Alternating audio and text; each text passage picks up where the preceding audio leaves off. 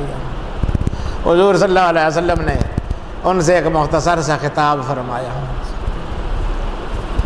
اور فرمایا کہ دیکھو گروہ انصار، کیا ایسا نہیں ہے کہ میرے ذریعے اللہ تعالیٰ نے تم پر بڑے احسانات کیے ہیں؟ تم آپس میں لڑا کرتے تھے، میرے ذریعے اللہ تعالیٰ نے تمہارے اندر اتحاد پیدا کر دیا، تم تنگ دستی کی زندگی گزارا کرتے تھے، میری وجہ سے اللہ پاک نے فتوحات نصیب فرمائی اور مال و دولت کی فراوانی ہو گئی، تم باہم متصادم رہتے تھے، اللہ پاک نے تمہارے اندر اتفاق اور اتحاد پیدا کر دیا، اور تمہاری عرب معاشرے میں کوئی حیثیت نہیں تھی، اللہ پاک نے تمہیں میرے ذریعے سے بڑی حیثیت دے دی، کیا یہ حقیقت نہیں ہے؟ سب نے کہا بالکل حقیقت ہے یا رسول اللہ، ایسے ہی ہوا ہے، آپ کا بڑا احسان ہے۔ حضور صلی اللہ علیہ وسلم نے فرمایا کہ یہ تو ایک پہلو ہے، لیکن تم بھی یہ بات کہہ سکتے ہو کہ جی اگر آپ کے ہم پر احسانات ہیں تو ہمارے بھی آپ پر کچھ کم احسانات نہیں ہیں۔ آپ یاد کریں وہ وقت جب آپ کی قوم نے آپ کو نکال دیا تھا، آپ کو کس نے پناہ دی تھی؟ ہم نے پناہ دی تھی۔ آپ کے لیے سارے عرب کو اپنا دشمن کس نے بنایا تھا؟ ہم نے بنایا تھا۔ آپ کے لیے جان و مال کی قربانیاں کس نے دی تھیں؟ ہم نے دی تھیں۔ آپ کو جو یہ عزت عروج اور وقار اتنا بڑا حاصل ہوا، یہ کس کی قربانیوں سے حاصل ہوا؟ ہماری قربانیوں سے حاصل ہوا۔ آپ کے جو ساتھی یہاں سے چلے گئے تھے بے یار و مددگار، ان کی کس نے میزبانی کی تھی؟ ہم نے میزبانی کی تھی۔ تو یا رسول اللہ، اگر آپ کے ہم پر احسانات ہیں، ہمارے بھی آپ پر کچھ کم احسانات نہیں ہیں، یہ بات تم کہہ سکتے ہو۔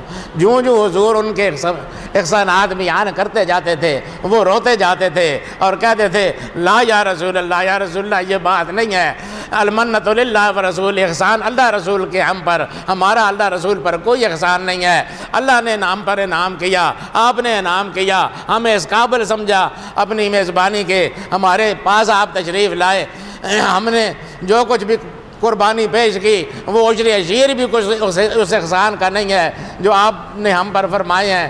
انصار یہ کہتے جاتے تھے اور ساتھ روتے جاتے تھے، وہ سب کی عجیب کیفیت ہو گئی، روتے روتے سب کی ہچکیاں بن گئیں۔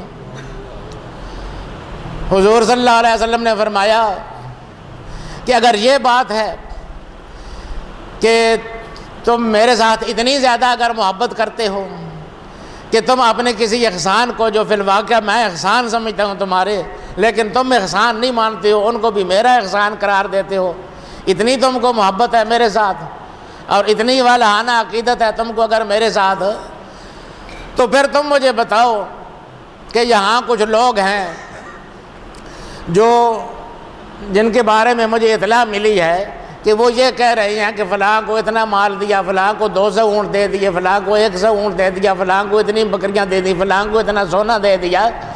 تو میں نے دیا ہے، یہ درست ہے، لیکن میں تم سے یہ پوچھتا ہوں کہ جب یہاں سے وہ بھی واپس جائیں گے اور تم بھی واپس جاؤ گے، تو ان میں سے کسی کے پاس 100 اونٹ ہوگا، کسی کے پاس 200 اونٹ ہوں گے، کسی کے پاس سونا ہوگا، کسی کے پاس چاندی ہوگی، کسی کے پاس بکریاں ہوں گی، اور تم جب جاؤ گے مدینے تو تمہارے ساتھ خود محمد مصطفیٰ ہوگا۔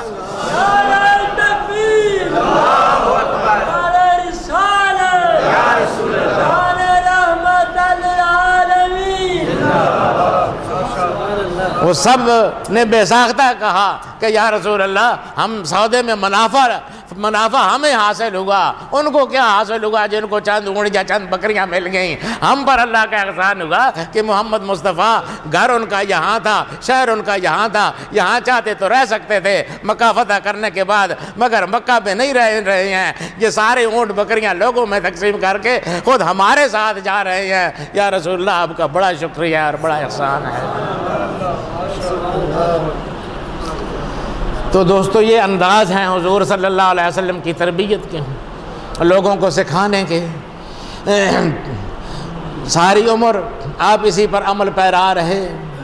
کسی نے اگر درستی کی، سختی کی، اس کے ساتھ بھی نرمی کا سلوک کیا، آخر ایک دنیا مطیع اور مسخر اور فرما بردار ہوئی آپ کے بادشاہ لوگوں پر قبضہ کرتے ہیں، ان کے جسموں پر قبضہ کرتے ہیں، ان کے شہروں پر قبضہ کرتے ہیں، لیکن واللہ مصطفیٰ نے لوگوں کے دلوں پر قبضہ کیا تھا، لوگوں کے روحوں پر قبضہ کیا تھا۔ وہ دلوں کی گہرائیوں سے اور روح کی انتہائی عمیق تہوں سے حضور صلی اللہ علیہ وسلم کے ساتھ محبت کرتے تھے اور پروانہ وار فدا ہوتے تھے۔ تو اس طرح سے حضور صلی اللہ علیہ وسلم نے خاص طور پر تربیت فرمائی تھی اپنے اصحاب کرام کی۔ یہی طریقہ تربیت کا، یہی طریقہ لوگوں کو سکھانے کا اولیاء کرام نے بھی اختیار کیا، یہی طریقہ صحابہ کرام نے بھی اختیار کیا۔ ہاں، حضرت عمر کا جو معاملہ ہے وہ تھوڑا سا مختلف ہے، وہ تھوڑی سختی کے قائل تھے، ان کا درا مشہور عالم ہے، وہ سختی ضرور کرتے تھے، بڑی سختی کرتے تھے، لیکن نرمی بھی کمال درجے کی تھی، وہ بھی اپنی جگہ بے مثال ہے۔ ایک دفعہ مدینے کا گشت کر رہے تھے، ایک گھر سے گانے بجانے کی آواز آئی۔ حضرت عبداللہ ابن مسعود ان کے ساتھ تھے، گانے بجانے کی آواز آئی، یہ کان لگا کر سنتے رہے، کچھ صحیح طور پر سمجھ نہیں آئی، اس لیے یہ دیوار پھاند کر، کوئی بہت اونچی دیوار نہیں تھی، یہ دیوار پھاند کر اندر چلے گئے۔ اندر جا کر دیکھا تو ایک بوڑھا بیٹھا ہوا ہے اور کوئی مشروب بھی پی رہا ہے، وہ جو بظاہر شراب سے ملتا جلتا تھا، اور ایک بڑی خوبصورت کنیز گا رہی تھی، وہ سن رہا تھا۔ حضرت عمر نے یہ منظر دیکھا، فرمایا لم ارى اليوم، میں نے آج جیسا کبھی منظر دیکھا ہے، ایسا منظر میں نے اس سے پہلے کبھی نہیں دیکھا۔ وہ بڑھیا تیریاں قبریں لتا بھی یعنی تو کو چنگے کام کر، اس عمر میں بھی تجھ کو یہ پینے پلانے کا شوق ہے اور اس عمر میں بھی تجھ کو گانے کی فکر پڑی ہوئی ہے، بہت میں نے ناگوار منظر دیکھا ہے آج۔ اس نے کہا کہ میں نے بھی آج جو منظر دیکھا ہے ایسا نامناسب منظر میں نے کبھی نہیں دیکھا۔ میں نے دیکھا کہ امیر المومنین دیوار پھاند کے اندر آئے، اللہ کا حکم ہے وَاتُوا الْبُيُوتَ مِنْ أَبْوَابِهَا، گھروں کو دروازوں سے داخل ہوا کرو۔ امیر المومنین نے اللہ کے حکم کی خلاف ورزی کی، دیوار پھاند کر آئے، دروازے کو ادھر ہی چھوڑا۔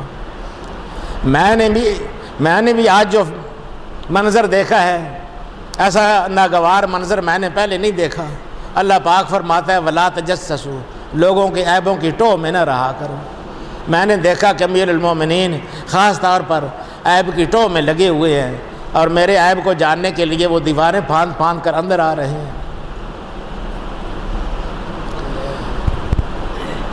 حضرت عمر کو اس کی ایسی باتیں لگیں دل پر اور ان پر یہ واضح ہوا کہ میں نے غلطی کی۔ وہ انتہائی نادم اور پشیمان سے باہر نکل آئے۔